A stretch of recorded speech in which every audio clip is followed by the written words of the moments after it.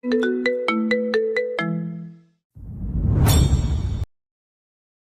কেন আপনার সাথে লুকোচুরি খেলতে যাব? আমি তো বরং চাইছি আপনাকে ভুলে যেতে, কারণ আপনাকে মনে রাখা আমার জন্য কষ্টদায়ক। তাই প্রতিটা মুহূর্তে চেষ্টা করছি যদি কোনোভাবে আপনাকে মন থেকে মুছে ফেলা যায়। শুভ্র এক মুহূর্ত চুপ করে রইল। ওর চোখের সেই ধারালো চাহনিটা কিছুটা নরম হয়ে এলো। ও খুব নিচু স্বরে জিজ্ঞাসা করল। এত রাগ আমার উপর? হৃদি একটা শুকনো হাসল। চোখের কোণে তখন অজান্তেই পানি চিকচিক করছে। ও ধরা গলায় বলল, কারোর প্রতি কোনো রাগ নেই আমার। আচ্ছা, থাকেন আপনি, আমি ঘুমোতে যাচ্ছি। Good night. এই বলে হৃদি আর এক সেকেন্ডও সেখানে দাঁড়ালো না। ও জানে আর কিছুক্ষণ থাকলে ও কেঁদে ফেলবে। ও দ্রুত পায়ে ছাদের দরজার দিকে হাঁটা দিল, কিন্তু দু পা এগোতেই আচমকা ওর ওড়নায় টান লাগলো। শুভ্র পিছন থেকে হৃদির ওড়নার আঁচলটা মুঠোর মধ্যে শক্ত করে ধরে ফেলেছে। হঠাৎ টানে হৃদি থমকে দাঁড়িয়ে গেল। ওর বুকটা তখন কামারের হাঁপাড়ের মতো ধুপ করে উঠল। এই লোকটা কেন এমন করে? কেন বারবার ওর পালানোর পথ আটকে দেয়? হৃদি এবার ঘুরে দাঁড়িয়ে ক্ষোভ আর অভিমান ফেটে পড়ল। সরাসরি শুভ্রর চোখের দিকে তাকিয়ে ঝিলিক দিয়ে ওঠা গলায় বলল, কি চান আপনি? কি পেলে খুশি হবেন? আমি একদম হারিয়ে যাই, এটাই তো চান আপনি? হৃদির কণ্ঠে সেই হাহাকার মেশানো প্রশ্নটা শুনে শুভ্রের বুকের ভিতরটা যেন বিষম খেল। এক মুহূর্তের জন্য ওর পাথরের হৃদয়েও কম্পন সৃষ্টি হলো। সে আর নিজেকে সামলে রাখল না। হাতের মুঠোয় থাকা ওড়নাটা আঙ্গুলে পেঁচিয়ে এক হাঁচকার টান দিল। আচমকা টানে হৃদি সামলাতে না পেরে ছিটকে এসে সরাসরি শুভ্রের শক্ত বুকের উপর আছড়ে পড়ল। ওর কপালটা শুভ্রে চিবুকে ঠেকেছে। মুহূর্তেই হৃদির হার্টবিট পাগলা ঘোড়ার মতো লাফালাফি শুরু করে দিল। বুকের ভিতরটা এমন শব্দ করছে যে হৃদির মনে হলো শুভ্র হয়তো সেই শব্দের তাল স্পষ্ট শুনতে পাচ্ছে। শুভ্র এবার ওর বাঁ হাত দিয়ে হৃদির কোমর শক্ত করে পেঁচিয়ে ধরল, যেন এক চিলতে ফাঁকও রাখতে চায় না। হৃদিকে নিজের আত্মার সাথে মিশিয়ে ফেলার এক আদিম আকুলতায় সে ওকে আরও কাছে টেনে নিল। শুভ্র হৃদির কানের খুব কাছে নিজের মুখটা নিয়ে আনল। ওর উষ্ণ নিঃশ্বাস হৃদির গলায় খাঁজে আছড়ে পড়ছে, যা হৃদির সারা শরীরে এক অদ্ভুত শিহরণ বয়ে দিচ্ছে। শুভ্র হঠাৎ কোনো সুরহারা মানুষের যন্ত্রণার মতো কাতর স্বরে গেয়ে উঠল। গানের প্রতিটা শব্দ হৃদির শিরায় শিরায় আছড়ে পড়ল। কোমরে শুভ্রের সেই জোরালো স্পর্শে ও যেন ক্রমেই অবশ হয়ে যাচ্ছে। ও কাঁপা কাঁপা চোখে ঝাপসা অন্ধকারে শুভ্রর দিকে তাকালো। দেখল শুভ্র পলকহীন চোখে ওর দিকেই তাকিয়ে আছে। নিস্তব্ধ ছাদে শুধু ঝিঝি পোকার ডাক আর দুজনে দ্রুততার নিঃশ্বাসের শব্দ। কিছুক্ষণ এইভাবে কেটে যাওয়ার পর সেই নিস্তব্ধতা ভেঙে শুভ্র খুব গাঢ় স্বরে বলল, আপনি কি আমার চোখের ভাষা বুঝতে পারেন না? আমি ঠিক কি চাই সেটা কি সত্যিই আপনার অজানা? শুধু আমার রাগটাই আপনার চোখে পড়ে, কিন্তু এই বুকের ভেতরটা যে কত ছটফট করে সেটা কি আপনি কোনোদিনও বোঝেন না? হৃদি এবার যেন বৈদ্যুতিক শক খাওয়ার মতো চমকে উঠল। ও যতটা না শুভ্রের কথায় অবাক হয়েছে, তার চেয়ে বেশি অবাক হয়েছে শুভ্রের আপনি সম্বোধনে। এই নবাব তো ওকে তুই ছাড়া সম্বোধন করে না। আজ হঠাৎ এই দূরত্ব কেন? হৃদি বুক ভরে শ্বাস নিয়ে নিজেকে সামলালো। তারপর অভিমানে ঠোঁট উল্টে বলল, না, আমি বুঝি না। আমি একটা অবুঝ মেয়ে, আমি অত শত বুঝি না। চোখের ভাষার চেয়ে আমি মুখের ভাষায় বেশি বিশ্বাসী। যা বলার সোজাসুজি মুখে বললেই তো হয়। এত হেয়ালির কি আছে, হ্যাঁ? শুভ্র হৃদির চোখের মনির দিকে আরও গভীরভাবে তাকিয়ে একদম নিচু গাঢ় স্বরে প্রশ্ন করল। সত্যি কি অবুঝ, নাকি সবটা বুঝে এই অবুঝের মতো ভান করেন? হৃদি এক মুহূর্তের জন্য শুভ্রের ওই সম্মোহিনী দৃষ্টিতে থমকে গেল। ওর বুকের ভিতরটা যখন রীতিমতো ড্রাম বাজাচ্ছে, কিন্তু পরক্ষণেই নিজেকে সামলে নিয়ে তেড়ামি করে জবাব দিল। সেরকম মেয়ে আমি নই। ভান করার মতো সস্তা স্বভাব আমার নেই। যা মনে থাকে তাই মুখে বলি। শুভ্র এক বুক তপ্ত দীর্ঘশ্বাস ছাড়ল। ওর বুকের ভিতরে ঝড়টা যেন এক নিমিষেই বাহিরের নিস্তব্ধতায় মিশে গেল। ও খুব ধীরলয়ে হৃদির কোমর থেকে নিজের হাতের বাঁধন আলগা করে দিল। তারপর একদম ভাবলেশীন গলায় বলল, রুমে চলে যা। বলে সে হৃদিকে ছেড়ে দিয়ে আবার ছাদের রেলিংয়ের দিকে মুখ ফিরিয়ে দাঁড়ালো। হৃদিও এবার দমে যাওয়ার পাত্র নয়। সে চলে যেতে চাইলেই হুট করে থমকে দাঁড়ালো। ওর ভিতর জমে থাকা একরাশ হাহাকার আর জমানো অভিমান এবার আগ্নেয়গিরি লাভার মতো ফেটে পড়ল। ও শুভ্রের পিঠের দিকে তাকিয়ে আর্তনাদ মেশানো গলায় বলে উঠল, মাঝে মাঝে ভাবি আল্লাহ কেন যে আপনার মতো এক পাথর, শক্ত পাথরের মনের মানুষের সাথে আমায় এতটা আসক্ত করে দিল, যার মনের ভেতর ভালোবাসা বলতে আদৌ কিছু আছে কি না তা নিয়ে আজও আমার ঘোর সন্দেহ আছে। বিশ্বাস করেন শুভ্র, আপনাকে ভালোবেসে আমি প্রতিটা সেকেন্ড বিষণ্ণতায় কাটছি, ভীষণ কষ্ট পাচ্ছি। ভালোবাসা সত্যি সুখের হয় না, অন্তত আপনার ক্ষেত্রে তো নয়ই। আপনি এই আমাকে গভীর মায়ায় ধরেছেন, আবার পরক্ষণেই অবহেলা ছুড়ে ফেলছেন। কেন এমন করছেন সেটাও জানি না আমি। শুভ্র নিশ্চল হয়ে দাঁড়িয়ে শুনছে।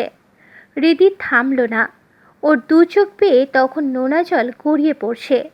ও ধরা গলায় আবার বলল, শুধু একটা কথা বলে রাখি, আমি এমনিতেই অনেকটা ভেঙে পড়েছি। দয়া করে আমাকে আর নতুন করে ভাঙবেন না, নাহলে আমি সত্যি কাচের মতো টুকরো টুকরো হয়ে যাব।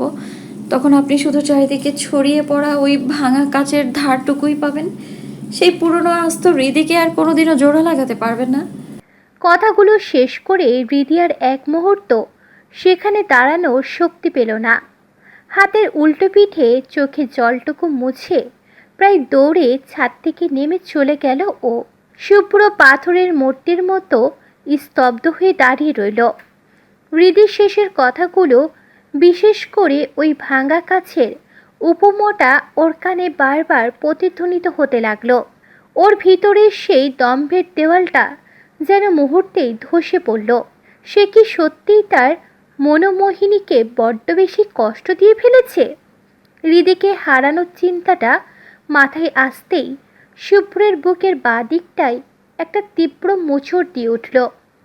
এক মুহূর্তের জন্য ওর দম বন্ধ হয়ে এলো। না, সে আর কাউকে সহ্য করতে পারবে না। তার মনোমোহিনীকে সে কোনোভাবেই হারাতে পারবে না। শুভ্র ঠোঁট গোল করে কয়েকবার বড় বড় শ্বাস নিল নিজেকে শান্ত করতে। হঠাৎ ওর ঠোঁটের কোণে এক চিলতে রহস্যময় কিন্তু দৃঢ় প্রতিজ্ঞ হাসি ফুটে উঠল। ও পকেট থেকে ফোনটা বের করলো। নবাব এবার আর দেরি করবে না। ও এবার হার মানবে, তবে সেই হার হবে তার মনোমোহিনীর ভালোবাসার কাছে।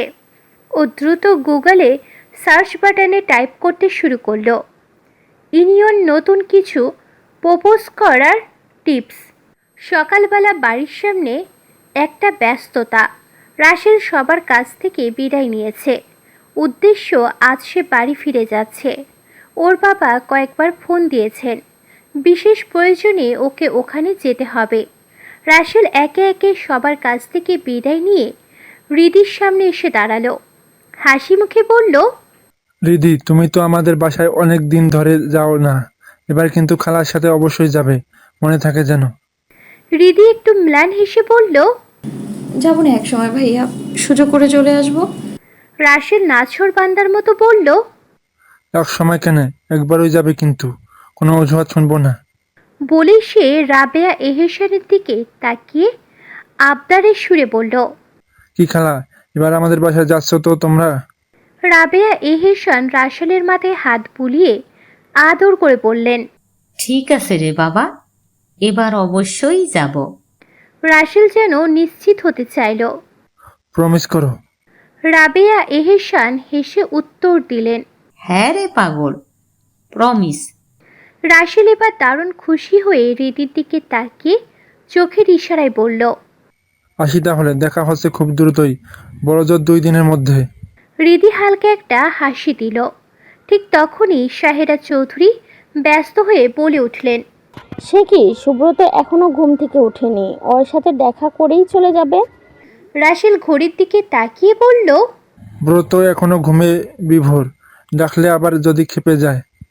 শাহেরা চৌধুরী সাথে সাথে হৃদির দিকে তাকিয়ে বললেন, যা তো মা, গিয়ে একটু শুভ্রকে ডেকে নিয়ে আয়। আমরাও তো কাল পরশু চলে যাব, আবার কবে আসা হবে তার তো ঠিকই নেই। হৃদির বুকের ভিতরটা হালকা কেঁপে উঠল।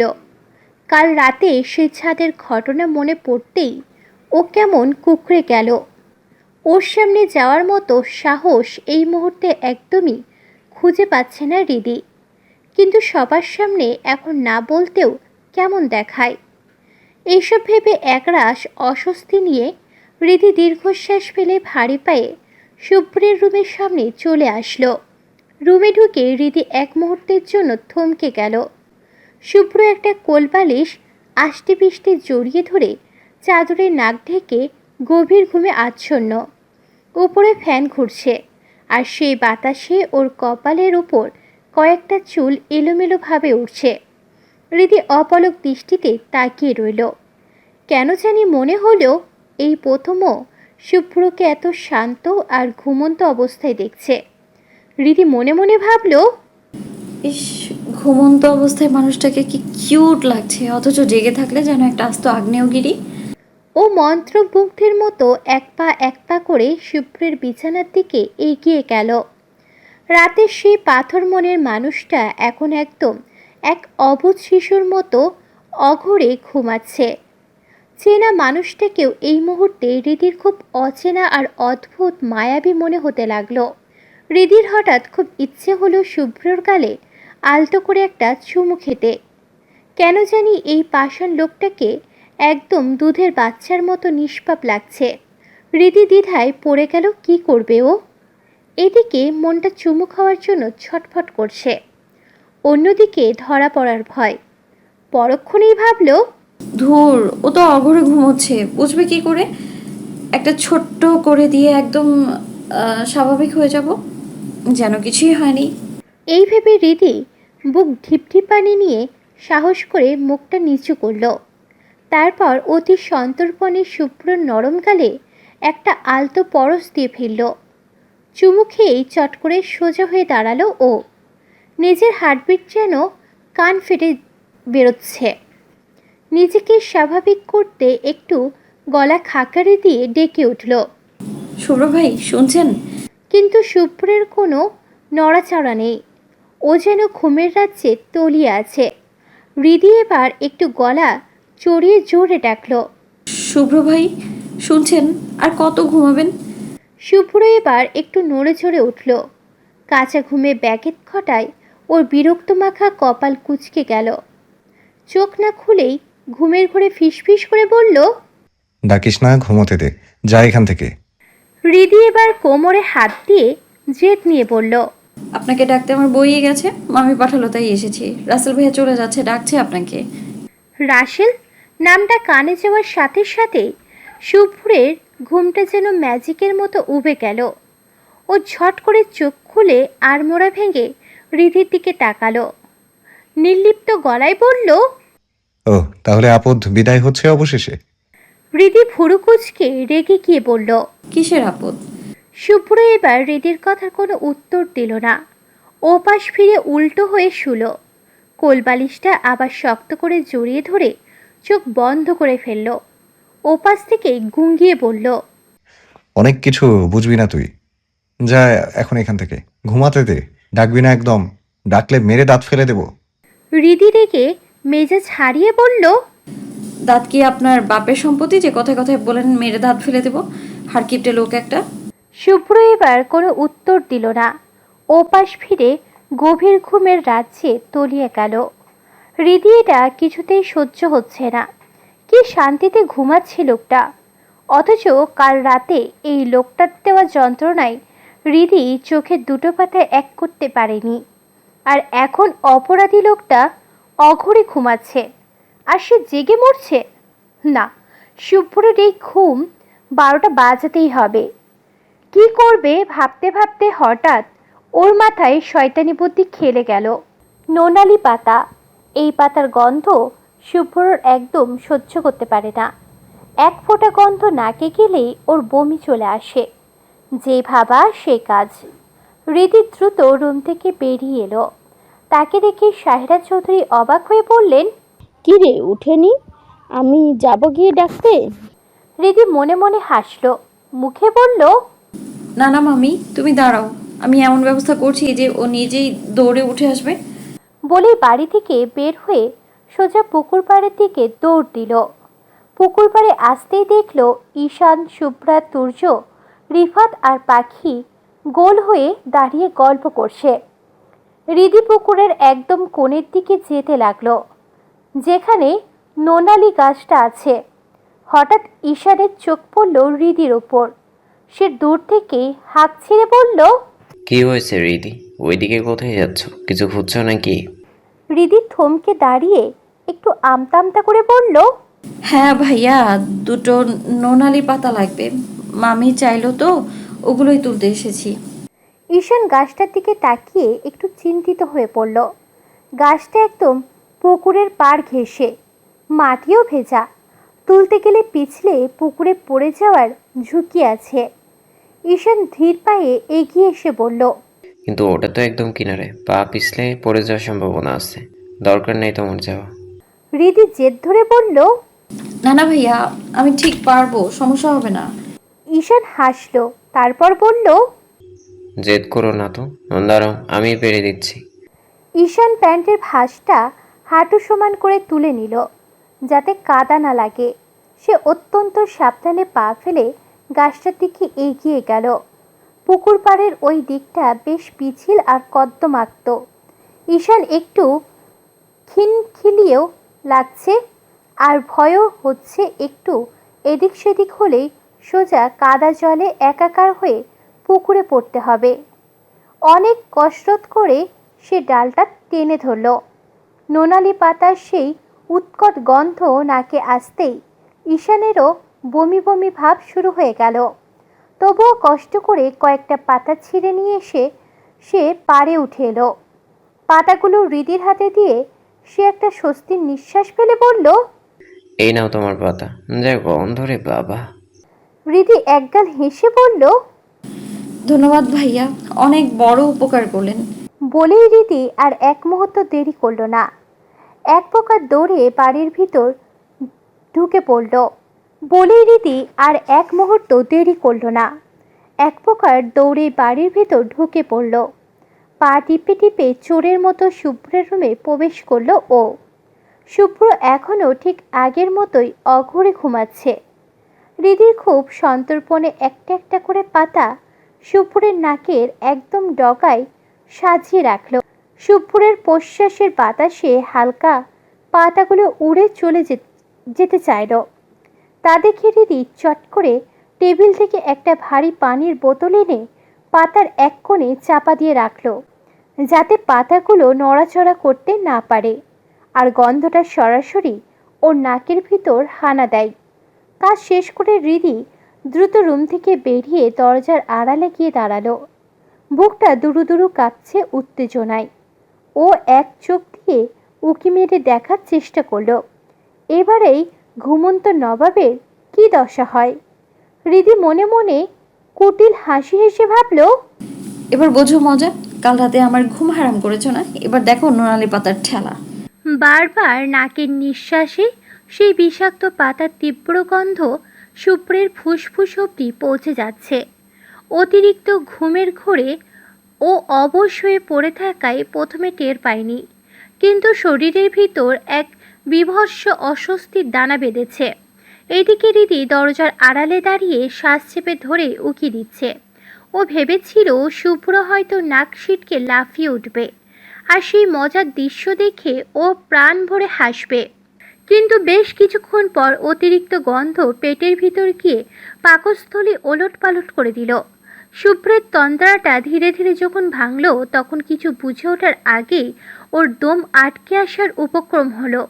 কোনো কথাবার্তা বা চিৎকার নয়, একদম ঘুমের ঘোরেই শুভ্র তোলপাড় করে বমি করে দিল। ওর শরীরটা ধনুকের মতো বেঁকে উঠল।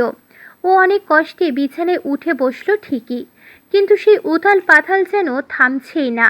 কয়েক সেকেন্ডের ব্যবধানে ওর ফর্সা মুখটা নীল হয়ে গেল। এদিকে হৃদি শুভ্রের এই ভয়াবহ অবস্থা দেখে একদম পাথর হয়ে গেল। ওর বুকের ভিতরটা যেন মুহূর্তেই হিম হয়ে গেছে।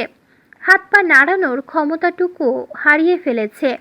ও তো স্রেফ মজা করতে গিয়েছিল, কিন্তু সামনে যেটা হচ্ছে সেটা যে ওর কল্পনাও ছাড়িয়ে গেছে।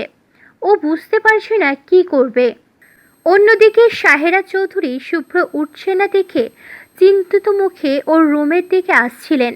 দরজার সামনে হৃদিকে ওইভাবে মূর্তির মতো দাঁড়িয়ে থাকতে দেখে তিনি কিছু একটা বলতে যাবেন, ঠিক তখনই ভিতর থেকে বুক চিরে আসা সেই বমি করা শব্দটা তার কানে গেল।